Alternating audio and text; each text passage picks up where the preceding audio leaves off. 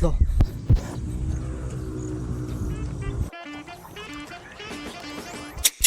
So hi, it's your Neil and this is the day 11 of trying to achieve 10 kilometers of one. At ang program natin ngayon ay pinaka-paborito ko sa lahat. Nilulook forward ko tong type of training ko ay ang interval 1. So kapag interval 1, ang pinaka-program niya is 10 minutes na warm-up jog, 800 meters na sprints, tapos 3 minutes na rest, and then 4 times yon, and then 10 minutes cool down.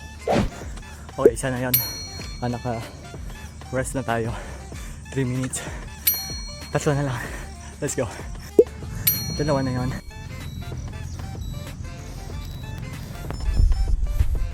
Tatlo.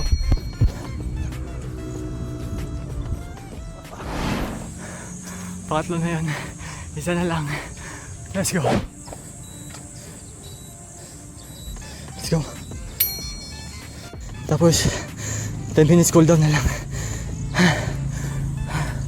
Let's go. Okay, we are done and tapos na tayo sa ating interval 1. And yun na, day 12 na. Ito yung result. Ayan, so makikita nyo dyan yung run. Tapos ito yung overall na total. Kasi meron tayong 10 minutes warm up tsaka 10 minutes na cool down. So anyhow, yan yung sa run. Tapos dito yung pinaka overall. And ayun lang.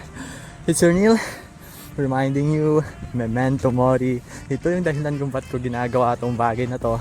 At sana kayo din gawin nyo yung mga bagay na kabubuti nyo na walang sinasaktan at tinapakan na tao.